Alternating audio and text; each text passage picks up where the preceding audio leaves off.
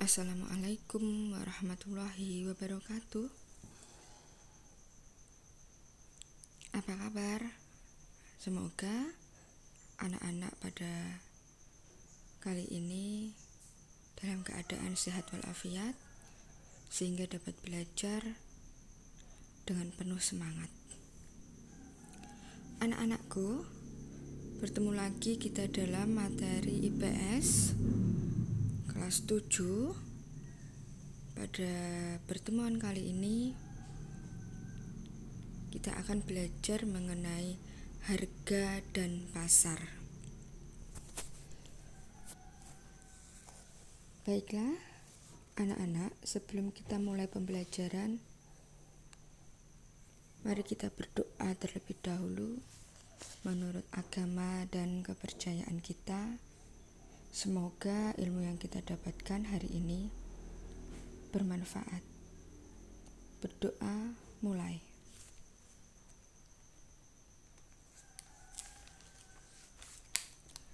Berdoa selesai. Baiklah, sebelum kita bahas ke materi, seperti biasa Bulip akan membeberkan tentang tujuan pembelajaran yang akan kita capai untuk materi harga dan pasar.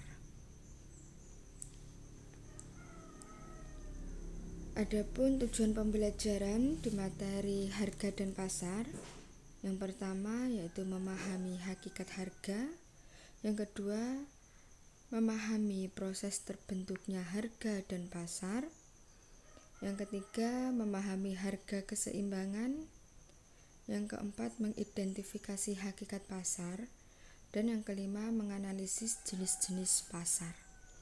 5 poin ini anak-anak kalian harus paham setelah kegiatan pembelajaran kita kali ini.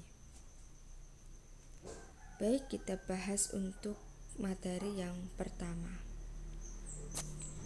Anak-anak, sudah kita ketahui bahwa ilmu IPS itu adalah ilmu yang sangat dekat dengan kehidupan kita sehari-hari.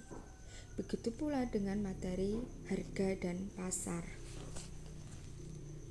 Karena kita sebagai manusia merupakan pelaku ekonomi juga. Bahkan kitalah yang menentukan kegiatan ekonomi. Manusia mempunyai peranan penting dalam berjalannya ekonomi. Baik, kita bahas untuk harga. Tahukah kalian anak-anak apa itu harga? Apakah sebelumnya kalian sudah pernah mendengar kata harga? Ya, boleh berasa kalian semua sangat sering sekali mendengar kata harga. Apa itu yang dimaksud harga? Harga merupakan nilai tukar suatu barang atau jasa yang dinyatakan dengan uang. Harga pasar merupakan tinggi rendahnya tingkat harga yang terjadi atas kesepakatan antara produsen dengan konsumen. Itu tadi penjelasan tentang harga. Jadi merupakan nilai tukar yang dinyatakan dengan uang.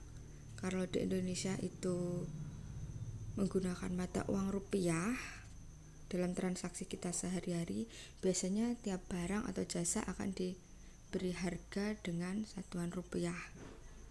Misal, harga sebuah tas ada yang 50, ada yang 100, ada yang 500, ada yang 1 juta, ada yang lebih dari 10 juta.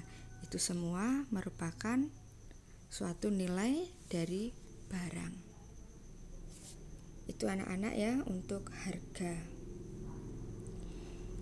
Sekarang proses terbentuknya harga pasar. Tadi harga pasar sudah ada penjelasannya. Ini tadi merupakan tinggi rendahnya tingkat harga yang terjadi kesepakatan antara produsen dan konsumen.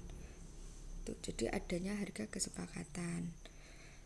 proses terbentuknya harga pasar. Yang pertama, antara penjual dan pembeli terjadi suatu proses tawar-menawar. Yang kedua, adanya suatu kesepakatan harga ketika jumlah yang diminta sama dengan jumlah barang yang ditawarkan. Jadi harga pasar itu terbentuk setelah ada proses tawar-menawar dari penjual maupun pembeli. Setelah kegiatan tawar-menawar, akan ada kesepakatan harga berapa yang disepakati untuk penjual dan pembeli. Nah, itu namanya terbentuknya harga pasar. Sekarang lihat materi berikutnya. Di sini ada keseimbangan pasar atau market equilibrium. Apa sih harga keseimbangan atau keseimbangan pasar ya, maaf. Apa sih keseimbangan pasar? Keseimbangan pasar terjadi pada tingkat harga ketika jumlah barang dan jasa yang diminta sama dengan jumlah barang dan jasa yang ditawarkan. Produsen selalu mengharapkan keuntungan yang maksimal dengan menetapkan harga yang setinggi-tingginya. Produsen itu yang mempunyai barang, yang menghasilkan barang. Atau kalau di pasar itu dinamakannya penjualnya. Sebaliknya, konsumen atau pembeli selalu mengharapkan kepuasan maksimal dengan harga yang serendah-rendahnya. Produsen dan konsumen akan melakukan tawar-menawar. Proses tawar-menawar tersebut akan menyebabkan harga kesepakatan yang disebut sebagai harga keseimbangan. Jadi nanti di dalam proses pembentukan harga yang tadi sudah kita jelaskan, akan muncul menjadi harga keseimbangan jika pihak penjual dan pembeli itu sudah sepakat untuk menentukan harga suatu barang. Nah, kesepakatan itu dinamakan harga keseimbangan. Kita lihat untuk slide berikutnya.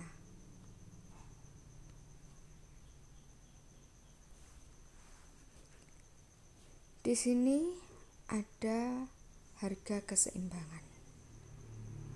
Tahu ya, tadi harga keseimbangan itu sudah dibahas di depan. Di sini boleh ulangi supaya lebih paham lagi. Harga keseimbangan merupakan kesepakatan harga yang diminta oleh pembeli dan harga yang ditawarkan oleh penjual untuk sebuah barang yang diperdagangkan. Titik pertemuan kedua harga tersebut disebut sebagai harga keseimbangan. Tadi di awal pada saat proses pembentukan harga, penjual dan pembeli melakukan sebuah proses. Si penjual menawarkan barangnya dengan harga yang tinggi karena ingin memiliki keuntungan yang tinggi. Di sisi lain, konsumen atau pembeli menginginkan mendapatkan barang dengan harga yang rendah. Akhirnya, penjual dan pembeli ini akan melakukan proses tawar-menawar. Setelah disepakati, harganya itu dinamakan harga keseimbangan. Itu anak-anak, atau equilibrium. Sekarang kita lihat untuk kurva harga keseimbangan. Kemarin kita sudah belajar tentang kurva permintaan dan kurva penawaran. Ini juga tidak jauh beda cara membuatnya. Harga keseimbangan berarti ada salah satu titik yang mempertemukan antara permintaan dan penawaran. Baik, boleh kasih tahu cara membuatnya. Seperti biasa, kita harus membuat garis vertikal dan horizontal. Untuk horizontal nih,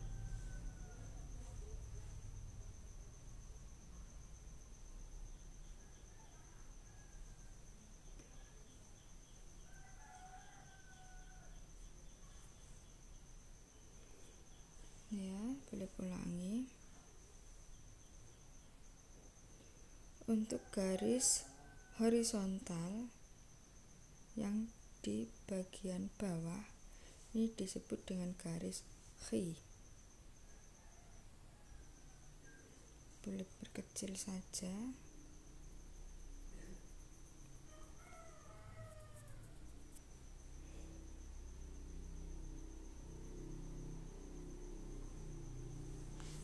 Biar kelihatan. Di sini garis chi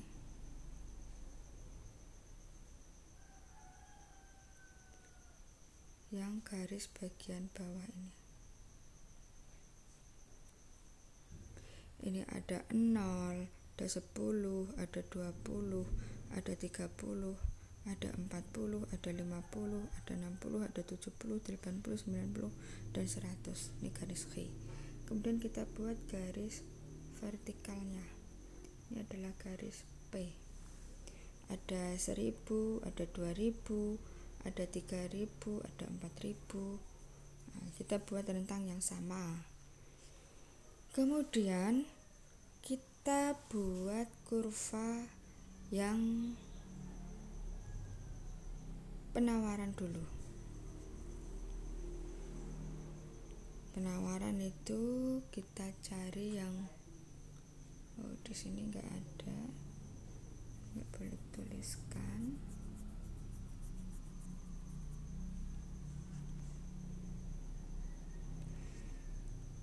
Kita lihat di sini ada yang penawaran 90 dengan 10. Maaf, ada 10 dengan 1000. Berarti kita cari titik 10 dengan, belum ganti warna ya. Ada 10 dengan 1000 di sini. Kemudian penawaran itu kalau di kolom kalian perhatikan itu yang HIS, jumlah penawaran. Ada 30 dengan harga 3000. Ini 30 dengan 3000. Kita ambil 30 dengan 3000. Dikasih titik di sini. Kemudian ada 50 dengan 5000. 50 dengan 5000. 70 dengan 7000. Kita abaikan dulu yang HD ya, itu nanti untuk kurva permintaan. Ada 70 dengan 7000. Ada 90 dengan 9000. Ini tadi titik-titiknya. Setelah terbentuk seperti ini, kita tarik garis.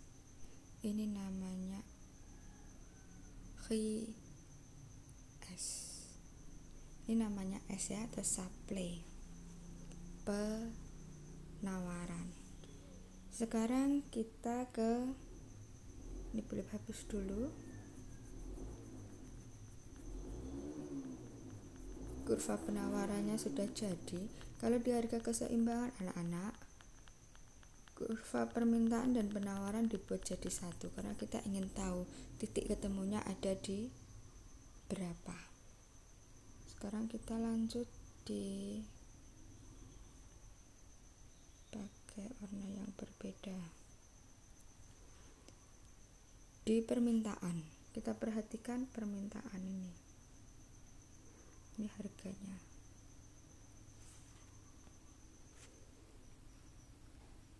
Harga 1.000, permintaan 90. Berarti harga 1.000 di sini, permintaan 90. Ada di sini. 7, harga 3.000, permintaan 70. Ada di sini. Harga 5.000, permintaan 50.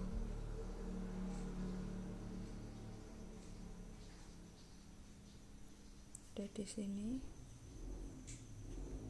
Harga 7.000, permintaan 30.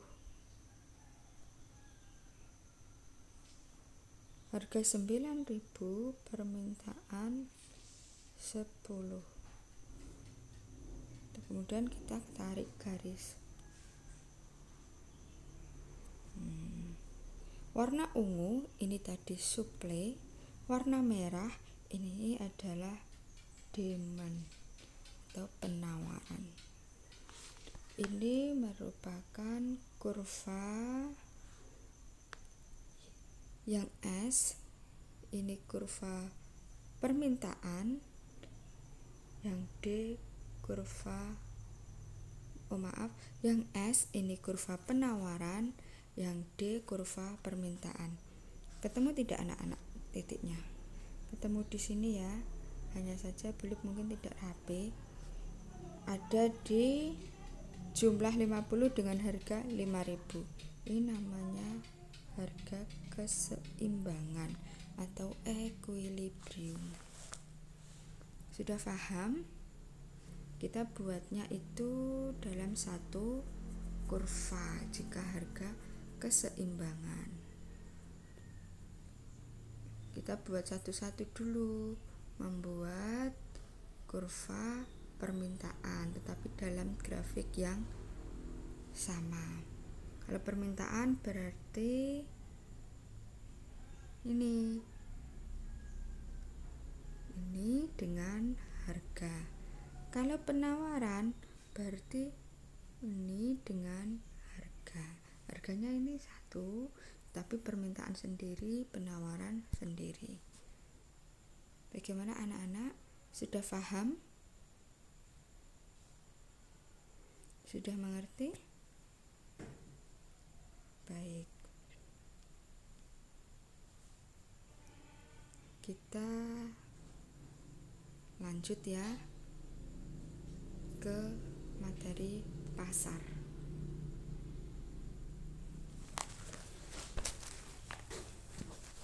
Pasar. Adakah yang rumahnya dekat dengan pasar? Atau sering pergi ke pasar? Kira-kira apa itu pasar? Pasar sebagai area tempat jual beli barang dengan penjual lebih dari satu. Biasanya pasar ini mempunyai sebutan sesuai dengan bentuknya ya. Ada yang disebut pasar tradisional, ada yang disebut dengan pertokoan, ada yang disebut mall atau plaza, atau sebutan yang lain sesuai dengan daerahnya masing-masing. Itu sebutan akan pasar. Lalu apa yang dimaksud dengan pasar? Menurut kajian ilmu ekonomi, pasar merupakan suatu tempat atau proses interaksi antara permintaan atau pembeli dan penawaran atau penjual dari suatu barang atau jasa. Sudah sangat jelas kalau pasar merupakan interaksi antara penjual dan pembeli untuk suatu barang atau jasa. Jadi ada barang, ada penjual, ada pembeli. Kemudian kita lanjut ke fungsi pasar. Anak-anak, silakan perhatikan di sini. Bulip sudah menuliskan ada beberapa fungsi pasar. Fungsi yang pertama, fungsi dari segi ekonomi. tempat transaksi antara produsen dan konsumen atau penjual dan pembeli yang merupakan komoditas untuk mewadahi kebutuhan sebagai demand dan supply. Demand D itu permintaan, supply S itu penawaran. Yang kedua, segi sosial budaya merupakan kontrak sosial secara langsung yang menjadi tradisi suatu masyarakat yang merupakan interaksi antara komunitas pada sektor informal dan formal. Fungsi yang ketiga dari segi arsitektur menunjukkan ciri khas daerah yang menampilkan bentuk-bentuk fisik bangunan dan artefak yang dimiliki. Jadi bentuk pasar itu sesuai dengan tradisi atau ciri suatu daerah. Itu untuk fungsi pasar. Sekarang ke ciri-ciri pasar. Ciri yang pertama, terdapat calon pembeli dan penjual.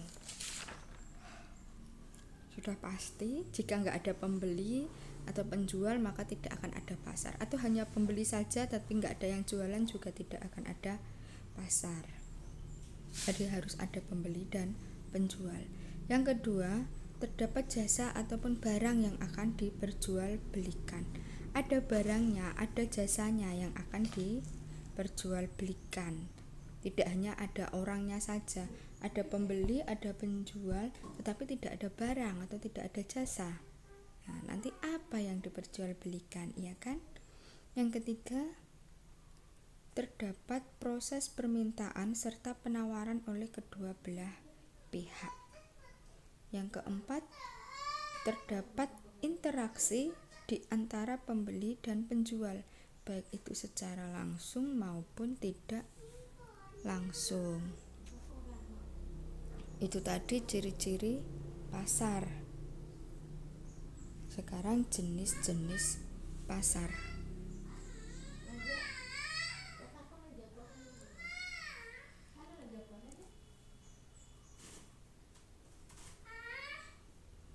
Jenis-jenis pasar.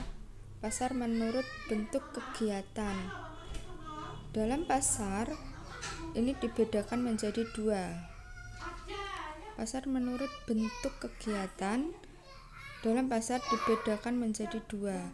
Ada pasar nyata dan pasar abstrak. Pasar nyata, sebuah pasar di mana terdapat berbagai jenis barang yang diperjualbelikan dan dapat dibeli oleh konsumen. Pasar tradisional. Ini misalkan pasar tradisional ya.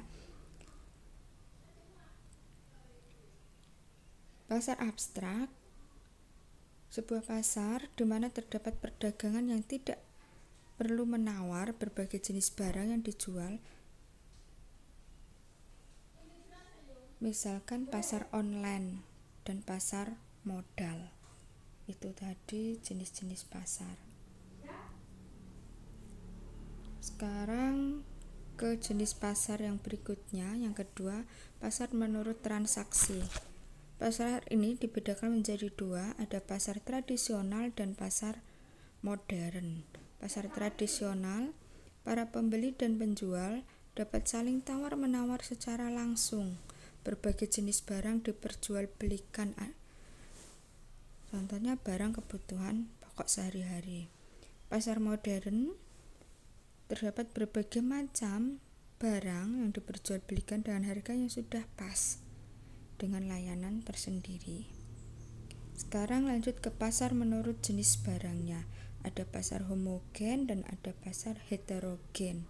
Pasar homogen, pasar yang menjual satu jenis barang saja.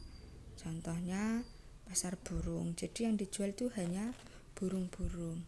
Pasar heterogen, pasar yang menjual berbagai jenis barang. Jadi di dalam pasar itu ada sayuran, ada baju, ada buah, dan lain-lain. Itu namanya pasar heterogen.